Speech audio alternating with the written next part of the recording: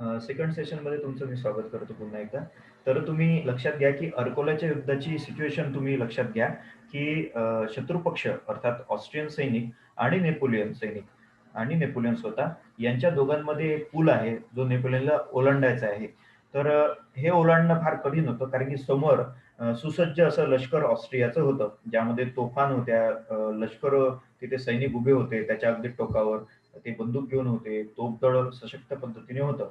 आणि नेपोलियन जो आहे तो त्या कालखंडामध्ये त्याच्यासोबत जे सैनिक चालू होते ते फार संख्येने कमी होते आणि ते ब्रिज ओलांडणे फार कठीण होतं. कारण की जर ब्रिज ओलांडायचं असेल तर नेपोलियनला स्वतः आणि त्याच्या सैनिकांना त्या ब्रिजवरून जावं लागत होतं.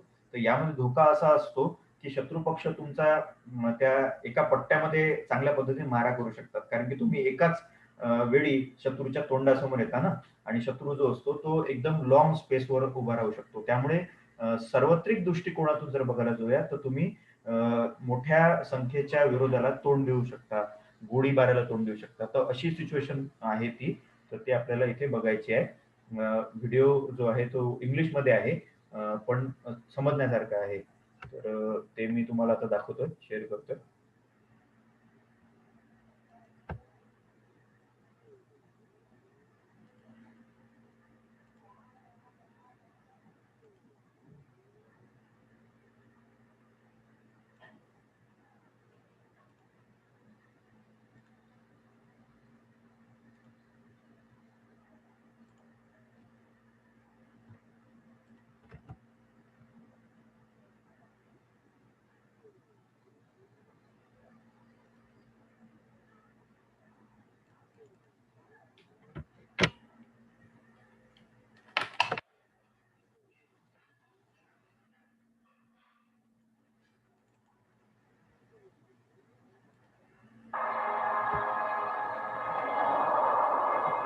हा तो मॅप आहे इटलीमध्ये जाण्याचा. आणि हे अर्कोलचं स्थान आहे जिथे जाणार. हे नेपोलियनचे सैनिक आहेत.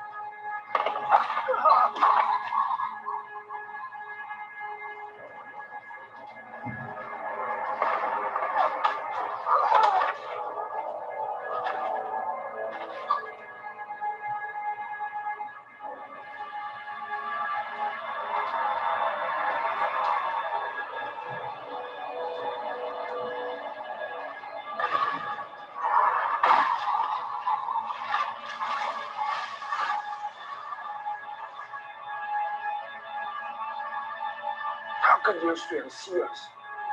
They can hear us now. We're an entire army on the march, while they're leading away, silent and concealed by this filthy mist. त्याचा जो मित्र आहे, सैन्य अधिकारी आहे, तो त्याला हे इथे विचारतोय की आपण तर लपून चालतोय आणि ही धुकं आहे सगळीकडे, तरी त्यांना आपण दिसतोय कसं? तर तेव्हा नेपोलियन त्याला सांगतो की त्यांना आपण जे चाललोय त्यांचा आवाज येतोय आणि आवाज येत असल्या कारणाने ते फ्री फायर करतायत. त्याच्यामध्ये त्याचे सैनिक सुद्धा मारलेले तुम्ही बघितले. आणि हे जे धुकं जे आहे, त्या धुक्यामुळे खऱ्या अर्थाने आपल्याला अडचण आहे पुढे जाऊन. तर हे तो म्हणतोय त्या सैनिकांसोबत.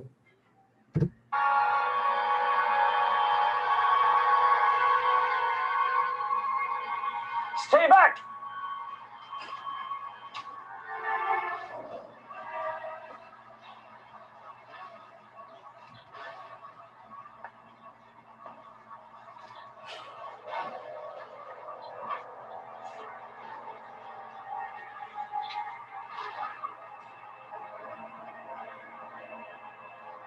We have to take that bridge. We can't go around it. What about the cannons? Holding it on fire. They'll be massacred.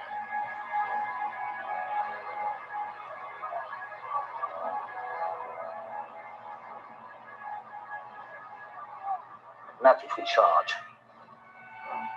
We won't stay in the line of fire for long. We must impress them, make them doubt. Sorry, General, but I must have doubt. I don't.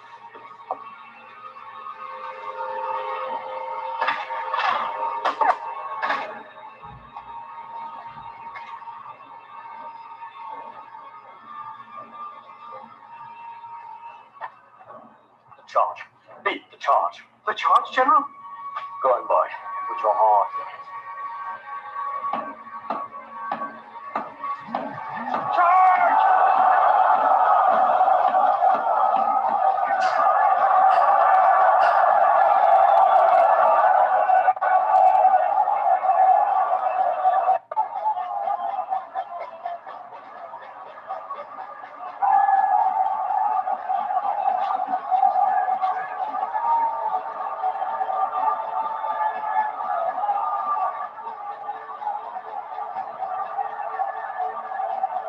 Get your positions!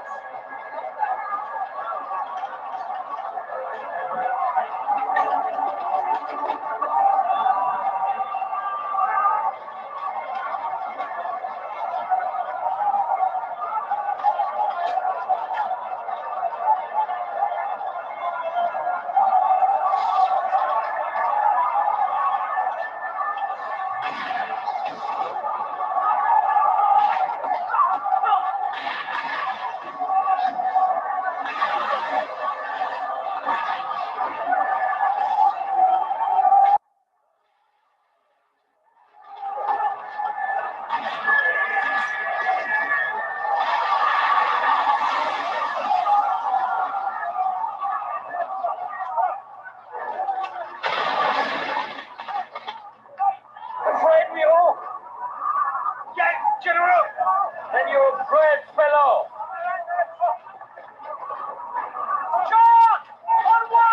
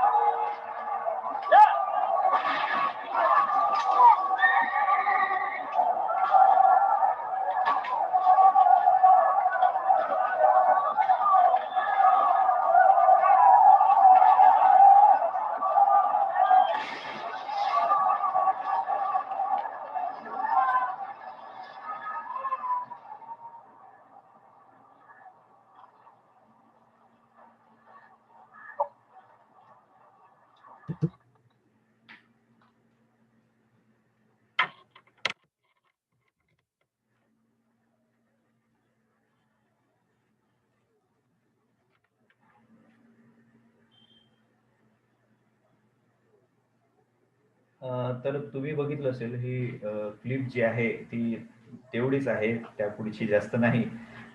तर या युद्धामध्ये, अर्कोलच्या युद्धामध्ये तुम्ही बघा की सगळीकडे impossible thing असताना Napoleon जो आहे तो का बरं इतका लोकप्रिय त्यांच्या सैनिकांमध्ये आहे, कारण की त्याने खऱ्या अर्थाने या व्हिडिओमध्ये जसं दाखवलं, स्वतःच्या हातात फ्लॅग घेतला आणि स्वतः तो नंबर 1 ला तिथे पडायला लागला आणि तो शत्रू पक्षाच्या गनच्या अगदी थेट समोर होता. तर हे खऱ्या अर्थाने धाडस जे आहे नेपोलियनचं, त्याला त्याच्या सैनिकांचा सगळ्यात मोठा सन्मान भेटून देते आणि हे त्याने प्रत्येक वेळी केलेलं आहे. म्हणजे इथे तर इम्पॉसिबल थिंग असताना बाकीचा एखादा अधिकारी जर असता तर त्याने आपल्या सैनिकांना पाठवलं असतं. पण इथे सैनिकांना पाठवण्याच्या ऐवजी तो स्वतः त्याचा फ्लॅग जो आहे तो घेतो आणि धावत जाऊन त्या पुलावर तिथे थांबतो. जे हे सगळं जे बघितलं असेल तर तेव्हा तुम्हाला लक्षात येईल की नेपोलियन का बरं इतका मोठा योद्धा आहे. की तो धडाडीच्या प्रक्रियेमध्ये सुद्धा जितके निर्णय घेतो, तसाच तो ॲज अ सैनिक, एक सामान्य सैनिक म्हणून सुद्धा तिथे चढाई करताना घाबरत नाही. म्हणजे तिथे त्याचा जो एक ड्रमर जो होता, ज्याला तो आदेश देतो याआधी, की बा तू मार्चिंगचा ड्रम वाजव. तेव्हा तो प्रश्नार्थक म्हणतो, की मार्चिंगचा ड्रम कसा काय वाजवू मी? तर तो म्हणते, "मी सांगतो म्हणून तू वाजव." तर असा म्हणतो आणि तो फ्लॅग घेऊन धावतो. तर हे धाडस कोणी सामान्य अधिकारी जो आहे व्यक्ती करणार नाही. पण तो नेपोलियन करत होता आणि म्हणूनच त्याचे जे सैनिक होते त्याच्यावर प्रेम करणारे होते आणि इतका युद्धातला विजय जो त्याला मिळालेला आहे, तो अशा गोष्टींमुळे मिळालेला आहे. तर आता हे जे अर्कोलची मोहीम होती, पुलावरून तो तिथे जाऊ शकला नाही. तो याच्यात अपयशी ठरला. त्याला माघार घ्यावी लागली. तर माघार घेतल्यानंतर काय झालं, की मग पुन्हा एकदा नेपोलियनने इथे मग त्याचं जे निष्णात डोकं आहे ते वापरलं. इथे असं म्हणतात नेपोलियनने काय केलं पुढे काही ते दाखवलेलं नाही व्हिडिओमध्ये. पण मी तुम्हाला ते सांगतो, की हे युद्ध मग अर्कोलचं जे ठिकाण आहे ते नेपोलियन कसं काबीज केलं, की त्याने पुन्हा एकदा या संपूर्ण परिस्थितीचा अभ्यास केला शिबिरामध्ये आणि त्याच्यानंतर त्याने असं ठरवलं, की आपण संपूर्ण सैनिक जे आहे ते पूर्ण पुन्हा त्या ठिकाणी घेऊन जाऊ. पण त्याने त्या दृष्टिकोनातून एक क्लृप्ती योजली. त्याने काय केलं, की एक छोटीशी जागा जी आहे त्या संपूर्ण क्षेत्राच्या आजूबाजूला असणारी, ज्यातून नदी वाहत असायची. तर त्या नदीच्या साइडने त्याने आपले काही ड्रमर जे आहे 25 जे वाद्य वाजवणारे आहेत, ते सगळे ड्रमर जे आहेत त्याने 25 जण ते शत्रूच्या पिछाडी अर्थात बॅक साइडला पाठवले त्या प्रदेशाच्या जिथे ते शत्रू सैनिक उभे होते. आणि मग अशा पद्धतीने त्याने तो दिवस ठरवला आणि या दिवसाच्या दृष्टिकोनातून मग त्यांना आदेश देण्यात आले. तर इथे काय झालं, की त्याचे जे ड्रमर जे शत्रूच्या पाठीमागे गेले होते आणि त्यांनी काय केलं, की ते मार्चिंगचा ड्रम जो आहे तो वाजवायला सुरुवात केली मोठ्याने. तर हा ड्रमचा आवाज ऐकल्यानंतर त्यांना असं वाटलं, की मागून आपल्या पिछाडीच्या मागून सैनिक येऊन राहिले. तर हे जेव्हा त्यांना पोझिशन भेटायला लागली, तेव्हाच नेपोलियनने मग जसा तो पुलाचा फ्रंट साइड दाखवला, तसं त्याने पुन्हा तिकडून आक्रमण केलं. तर अशा पद्धतीने ऑस्ट्रियन सैनिकांना असं वाटलं, की आपल्या समोर नेपोलियनची एक फौज आहे, आपल्या पाठीमागे दुसरी फौज आहे. वास्तविक बघता मागे त्याच्या सैनिक नव्हते, तर ड्रमर जे होते. पण ते ड्रमरचा आवाज इतका मोठ्याने मार्चिंगचा होता, की त्यांना असा भ्रम झाला, की मोठा सैनिक आपल्या पाठीमागे आहे. तर अशा दोन्ही अवस्थेमध्ये ते फसले आणि फसल्यामुळे काय झालं, की ते पुन्हा त्या स्थानापासून आता आपली अवस्था मधल्या एका याच्यासारखी आहे. मध्ये जो फसलेला मनुष्य आहे त्याच्यासारखी आहे, कात्रीत सापडलेल्या व्यक्तीसारखी आहे. तर सैनिक तिथून पळून जायला लागले आणि ही जी संधी नेपोलियनने साधली आणि पुन्हा तो त्या पुलावरून आपल्या सैनिकांसोबत गेला. मोठ्या धाडसाने गेला पुन्हा आणि त्याने काय केलं तर त्या पैल किल्ल्यावर तिथे पाऊल ठेवलं आणि सगळ्यांसोबत युद्ध करून ते युद्ध अर्कोलचं ठिकाण जे आहे ते जिंकून घेतलं. तर बघा जिथे युक्ती वापरायची असते तिथे युक्ती त्याने वापरली, जिथे धाडस त्याने करायचं होतं ते करून बघितलं. पण या दोन्ही प्रक्रियेतून त्याने बघा अर्कोलचं ठिकाण जे आहे ते जिंकून घेतलं. आता असं कोणी विचार करू शकते का किंवा मार्चिंगच्या ड्रमवर सुद्धा शत्रूंना आपण बिथरू शकतो. तर इथे खऱ्या अर्थाने तुम्ही बघू शकता म्हणजे गनिमी कावा त्याला म्हणतात. शिवाजी महाराजांनी ज्या पद्धतीने केला तसंच इथे त्याने वापरलेला तुम्हाला दिसून येतो. शिवाजी महाराजांनी तर याच्या आधी तो वापरलेला नेपोलियनच्या आधी कितीतरी वर्ष आधी तो त्यांनी वापरलेला होता. कारण की शिवाजी महाराजांचा जन्म तर 1630 सालचा आहे. आणि इथे ही जी मोहीम तुम्हाला दाखवली मी अर्कुलची ती 1793 सालची आहे. 96 सालातली आहे. म्हणजे बाजीराव पेशवा नंतरचा सुद्धा कालखंड तिथे येतो. म्हणजे पानिपतच्या तसं युद्धानंतरचा हा कालखंड आहे. तर इथे तुम्ही डिफरन्शिएट करू शकता. पण नेपोलियनचं सगळ्यात महत्त्व हेच होतं, की त्याने कशा पद्धतीने आपली सैन्य संख्या कमी असताना शत्रू पक्षावर विजय मिळवला. तर अर्कोलची ही जी लढाई जी आहे, ती टुलॉनच्या विजयासारखीच तुम्ही मानू शकता. कशा पद्धतीने तो जिंकतो. तर हे जे आहे त्याचं आहे एकदम वागणं, निर्णय घेणं, हे खऱ्या अर्थाने प्रभावी आहे त्या प्रत्येक दशकामध्ये आणि म्हणूनच तो इतक्या मोठ्या संख्येमध्ये विजयी झालेला युद्धांमध्ये आणि त्याचं तर धाडस तुम्ही बघितलंच आहे आता. त्यामुळे त्याच्याविषयी प्रश्नच नाही आणि त्याच्या मेंदूविषयी तर प्रश्नच नसणार तुम्हाला. तो लहान जरी होता, तरी खूप हुशार होता. तर अशा पद्धतीने अर्कोलचं युद्ध, अर्कोलचं ठिकाण त्याने जिंकलं आणि त्याने मग इटलीमध्ये प्रवेश मिळवला. तर हे सगळं झाल्यानंतर अशाच मोहिमा त्याने जिंकत घेतल्या. अविरतपणे तो जिंकला. ऑस्ट्रियन सैनिकांना त्याने पराभूत केलं. त्याने कालांतराने पिडमॉन्ट, सार्डिनियाच्या प्रांतांना सुद्धा पराभूत केलं.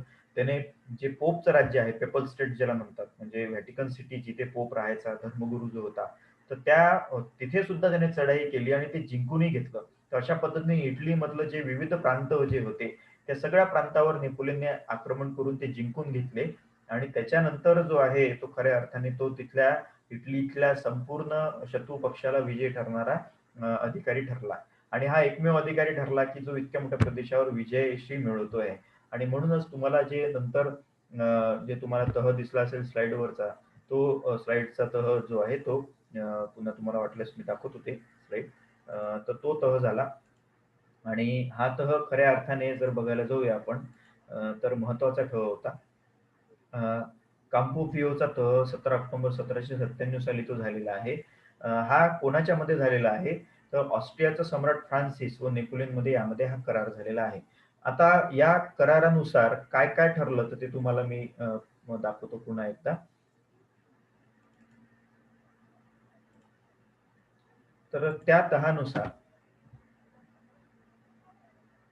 तर इथे तुम्हाला इटलीची मोहीम दिसते. हे सगळं जे आहे हे इटली आहे. ठीक आहे. तर हा प्रांत आहे तो पूर्ण. तर नेपोलियन हा इथून निघाला आणि पिडमॉन्टमध्ये त्याने आक्रमण केलं. त्याने मग ते युद्ध जिंकलं. त्यानंतर मिलान त्याने जिंकलं. त्यानंतर टस्कनी राज्यामध्ये तो तुम्हाला दिसून येतो. पेपल स्टेट्स अर्थात पोप शासित राज्ये म्हणजे पोपचं जे एक राज्याधिकार होता तो या संपूर्ण प्रदेशावर होता. तर नंतरच्या कालखंडामध्ये तो फक्त व्हॅटिकन सिटीपर्यंतच उरला रोमपर्यंत. पण पेपल स्टेट्स तेव्हाच्या कालखंडामध्ये मोठी स्टेट्स होती. तर ते त्याने जिंकले. त्यानंतर किंगडम ऑफ नेपल्स आणि सिसिली सुद्धा त्याने जिंकलेलं होतं. तर अशा पद्धतीने या संपूर्ण मॅपमध्ये जे जे तुम्हाला राज्य दिसतं तिथे त्याने आपला दबदबा निर्माण केला. आणि फ्रान्स च्या दृष्टिकोनातून त्याने एक मोठा विजय इथे मिळवला. आणि त्याचा जो मोठा होता इटलीच्या मोहिमेचा, की इथे ऑस्ट्रियन जे एकूण जे आहेत पूर्ण त्या ऑस्ट्रियन सैनिकांनी किंवा ऑस्ट्रियन प्रदेशाने जे वर्चस्व इटलीवर दाखवलेलं होतं ते व्हिएन्नापर्यंत इथे त्याने मर्यादित केलं. तर ऑस्ट्रियाचा जो सम्राट होता फ्रान्सिस याला जो तह करावा लागला तो खऱ्या अर्थाने महत्वाचा तह होता, की ज्या तहाद्वारे इटलीमधलं जे एकूण ऑस्ट्रियाचं वर्चस्व आहे ते एका झटक्यामध्ये संपलं. इथले ऑस्ट्रियन जनता जी आहे ती खऱ्या अर्थाने इथे आपल्या व्हिएन्नापर्यंत मर्यादित झाली. साम्राज्य जे आहे व्हिएन्नापर्यंत मर्यादित झालं. त्यानंतर पिडमॉन्टचा मोठा प्रदेश जो आहे तो त्याला मिळाला. इथे बुर्बॉन घराण्याचा राजा जो आहे तो राज्य करत होता. तर त्याला सुद्धा त्याने नमवलं. इथे पोप सोबत त्याचा एक करार झाला. पेपल स्टेट्सचा जेव्हा त्याने जिंकलं व्हॅटिकन सिटी इटलीमध्ये जेव्हा तो गेला तेव्हा त्याने पोप सोबत सुद्धा तिथे एक करार केला, की ज्या तहाद्वारे एकूण पोपचा जो एक वर्चस्व होता फ्रान्समधल्या संपूर्ण ख्रिश्चन धर्मसंस्थेवरचा तो त्याने तिथे हद्दपार करून टाकला. अर्थात फ्रान्समधले जे जे काही चर्चेस आहेत ते माझ्या अधिकार क्षेत्राखाली येणार नाहीत. तिथल्या कोणत्याही धर्मगुरूची मी नियुक्ती करणार नाही आणि तिथली कोणतीही इस्टेट जी आहे ती माझी राहणार नाही याच्यावर त्यांनी सँक्शनता दिली. आणखी एक त्याने हे केलं, की नेपोलियनला त्याने स्वतःचा पुत्र म्हणून त्याची घोषणा केली. नेपोलियन बा हे माझं अपत्य आहे असं त्याने म्हटलं. ही पदवी होती एक मोठी. आणि अशा पद्धतीने पोपला सुद्धा त्याने आपल्या खाली झुकावं लागलं. तर इथे सगळ्यात बेस्ट वेने इटलीचं जे राज्य जे आहे ते नेपोलियनने स्वतःच्या अंडर घेतलं. कालांतराने नेपोलियनने मग या इटलीच्या राज्यांना एकत्र करणारा संघ बांधला. हा जो एकत्र करणारा संघ आहे जो आपल्याला पुढच्या कालखंडामध्ये बघायचा आहे. पण नेपोलियनच्या आक्रमणामुळे इटलीच्या प्रक्रियेमध्ये कोणते परिणाम झाले, जे इटलीचे लहान लहान स्टेट्स होते त्या लहान स्टेट्सचं एक संघ राज्यामध्ये निर्मिती झाली. असंच त्याने पुढे मग या प्रशिया आणि ऑस्ट्रियाच्या संदर्भामध्ये सुद्धा केलेलं आहे. ते आपल्याला नंतर बघायचं आहे. इथे यामध्ये व्हिएन्नाच्या फ्रान्सिस सोबत त्याने आणखी एक करार केला होता, की ज्यामध्ये फ्रान्सची जी सीमा आहे म्हणजे ही जी तुम्हाला सध्याची दिसत आहे ती वाढून ही राईन नदी जी आहे राईनचं खोरं जे आहे तोपर्यंत मर्यादित ठेवण्यात आली. अर्थात काय तर फ्रान्सचं साम्राज्य या संपूर्ण ऑस्ट्रियन नेदरलँड पेक्षा आपण इथे नेदरलँड सुद्धा ऑस्ट्रियाला गमवावं लागला या युद्धामध्ये. तर इथे फ्रान्सचं साम्राज्य वाढून राईन नदीच्या खोऱ्यापर्यंत झालं. म्हणजे इथे हे तुम्हाला मॅपचं जे एकूण बाउंड्रीज आहे ऑरेंज कलरची ती इथपर्यंत वाढवावी लागेल या राईन नदीच्या खोऱ्यापर्यंत. इथे मग खऱ्या अर्थाने आणखी त्याने बदल केलेले आहेत ते पुढच्या काही घटकांमध्ये असतील. इथे त्याने प्रशियाचं एक आणखी संघराज्य बांधलं. इथे सॅक्सोनी, हँगओव्हर आणि फ्रँकफुर्ट सारख्या राज्यांना घेऊन त्याने जर्मनीचा एक नवा संघ बांधला, की ज्याच्या आधारावर पुढल्या काही काळात एक नवीन जर्मनी निर्माण झाला. तसंच त्याने जर बघायला जाऊया तर इटलीचं एक मोठं संघराज्य सुद्धा बांधलेलं आहे. तर हे खऱ्या अर्थाने जर बघायला जाऊया नेपोलियनचा युद्धाचा परिणाम होता जिंकण्याचा. तर अशा पद्धतीने त्याने एकावेळी इटालियन राष्ट्राला सुद्धा नमवलं आणि ऑस्ट्रियाला इथे व्हिएन्नाच्या प्रक्रियेमध्ये मर्यादित करून ठेवलं. तर कायमस्वरूपी नेपोलियन असतानाच्या कालखंडामध्ये इटलीचा जो भाग जो आहे तो ऑस्ट्रियन सम्राटाच्या याच्यातून प्रदेशातून अधिकारातून मुक्त झाला आणि बरेचसा प्रदेश जो आहे तो यांना गमवावा सुद्धा लागलेला आहे. तर अशा पद्धतीने थोडक्यात मी तुम्हाला बऱ्यापैकी काही सांगितलं, पण आपलं फोकस जो आहे तो इटालियन मोहीम ती होती. तर 1 वर्ष ही इटालियन मोहीम चालली आणि या इटालियन मोहिमेचा परिपाक काय आहे, तर प्रचंड प्रमाणामध्ये इटलीतून पैसा जो आहे, खूप मोठी फ्रँक, करोडोच्या करोडो फ्रँक जे आहेत ते फ्रान्समध्ये गेले. म्हणजे डिरेक्टरीला या कालखंडामध्ये दर वर्षाला कितीतरी हजारो, लाखो फ्रँक जे आहेत, पैसे जे आहेत ते भेटायचे. याचबरोबर नेपोलियनने आणखी एक गोष्ट केली. तो ज्या शहरात त्याने इटलीमधलं जिंकलं, त्या शहरामधले जे सुंदर प्रतिकृती आहे, प्रतिमा आहेत, चित्र आहेत, हे सगळेच्या सगळे जे आहे, ते त्याने पॅरिसमध्ये पाठवायला सुरुवात केली तिथल्या म्युझियमला डेव्हलप करण्यासाठी. तर हाच तो कालखंड आहे, की तुम्हाला लिओनार्दो विन्सीने जे चित्र सगळ्यात प्रख्यात चित्र आहे मोनालिसाचं चित्र जे आहे, ते इथे होतं व्हेनिसमध्ये होतं, मिलानमध्ये होतं. त्या मिलानमध्ये असणारं ते चित्र जे आहे, ते पॅरिसच्या म्युझियममध्ये तुम्हाला आता का बरं दिसत आहे? कारण की ते पॅरिस मध्ये त्या म्युझियममध्ये नेपोलियननेच पाठवलेलं होतं. तर अशा पद्धतीने एक महत्त्वाचं चित्र जे आहे लिओनार्दो विन्सीचं त्या पॅरिसच्या म्युझियममध्ये सध्या तुम्हाला दिसेल. तर ते नेपोलियननेच आणलं होतं. तर ते नेपोलियनने पॅरिसला अधिक सुशोभित करण्यासाठी इटलीतल्या प्रत्येक शहरामधलं जे काही व्यवस्थित सुंदरपणा आहे, ते सगळ्या मूर्ती, सगळे वस्तू, सगळे चित्र वगैरे सगळेच्या सगळे तिथे पाठवले आणि पैसा सुद्धा पाठवला. यामुळे काय झालं, की जो पैसा नेपोलियनने पाठवला आणि जे पॅरिसला जे त्याने वस्तू पाठवल्या, त्यामुळे पॅरिस शहर हे खूप श्रीमंत आणि स्वतः रिपब्लिकन सरकार जे आहे, ते खऱ्या अर्थाने तिजोरीच्या दृष्टिकोनातून, अर्थव्यवस्थेच्या दृष्टिकोनातून सुदृढ झाली. कारण की इतका प्रचंड पैसा जो आहे, तो नेपोलियनने पाठवला. त्याचबरोबर नेपोलियनला इटलीची ही मोहीम जी आहे, ते स्वतःच्या सैनिकांचं जे त्याने त्याला आश्वासन दिलं होतं, की तुमची स्थिती मी सुधारणार. मी तुम्हाला अ, अतिशय चांगल्या अवस्थेमध्ये नेणार. तर हे त्याने वाक्य जे आहे, स्वतःचं वचन जे आहे ते पूर्ण केलं. कारण की आता पहिले त्याला रिपब्लिकन सरकारवर त्याच्या लष्करामध्ये सुधारणा करण्यासाठी निर्भर राहावं लागायचं पैशासाठी. पण या इटलीच्या मोहिमेतून त्याला इतका पैसा मिळत होता, की त्याच पैशातून तो इटलीच्या मोहिमेचा सगळा खर्च चालवत होता आणि वाचवत सुद्धा होता.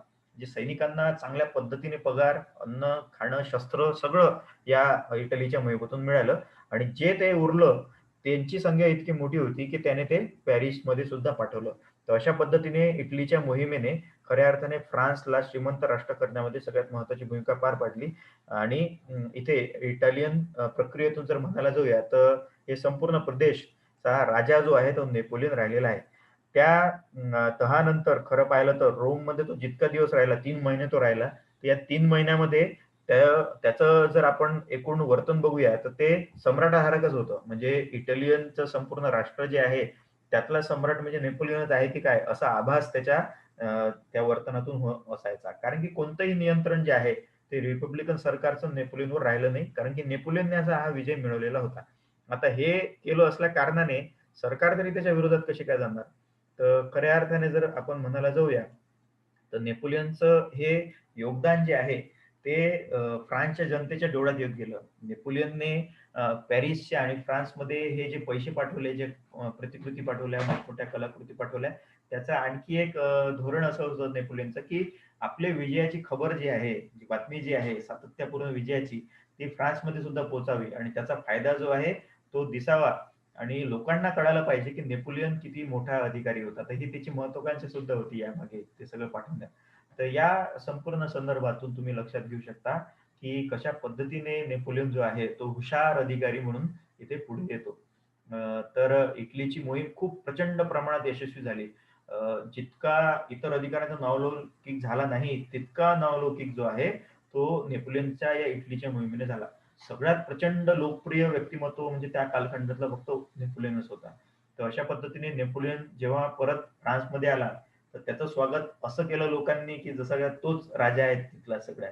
डिरेक्टरी तर त्याच्या या संपूर्ण प्रकरणामुळे हबकूनच गेली, की आपण ज्याला एक क्षुल्लकशी मोहीम दिली होती, ती क्षुल्लकशी मोहीम आता राहिली बाजूला आणि तोच आता आपल्या डोक्यावरून बसलेला आहे, असं ते झालेलं आहे. पुढल्या काळात ते झालेल्या आहे गोष्टी. पण मात्र तुम्ही लक्षात घेऊ शकता, की या एका वर्षाने नेपोलियनचं संपूर्ण जीवनच बदलून टाकलं. नेपोलियन म्हणजे फ्रान्सचा एक मोठा व्यक्तिप्रमुख झालेला होता. कालांतराने डिरेक्टरीमध्येच त्याचा समावेश झाला आणि डिरेक्टरीचा समावेश झाल्यानंतर तो एक महत्वाचा सत्ताधीश वर्गातला एक महत्वाचा व्यक्ती झालेला आहे. तर याची सुरुवात जशी टुलन बंदरावरून झाली त्याच्या विजयाची, तसं इटलीच्या मोहिमेने त्याला लोकांच्या डोळ्यातला तारा म्हणून तिथं आलेला आहे. म्हणजे ताजच झालाय तो त्यांच्या डोक्यावरचा. तर इथे खऱ्या अर्थाने नेपोलियनची संपूर्ण संदर्भातली प्रक्रिया तुम्हाला मी विशद केली. तर ह्या छोटेखानी गोष्टीतून तुम्हाला हे लक्षात येईल, की नेपोलियनचं युग का बरं इतकं महत्वाचं ठरलेलं आहे, नेपोलियन का बरं मोठा झाला. तर हे सगळे प्रसंग त्याचे आहे आणि त्याला यश येत गेलं. इटलीप्रमाणेच आणखी काही मोहिमा त्याने राबवल्या, ज्या मोहिमा आपल्याला बघायच्या आहेत. त्याचे काही व्हिडिओ सुद्धा मी वेळोवेळी तुम्हाला दाखवत राहील. तर आजच्या लेक्चरला इतकं इटलीची मोहीम जे तुम्हाला दाखवायची होती, ती मी संपूर्ण दाखवली. त्याचं विश्लेषण केलं. आता आपण थांबूया. पुन्हा नंतर आपण भेटूया एका नव्या मोहिमेच्या विश्लेषणाच्या संदर्भामध्ये.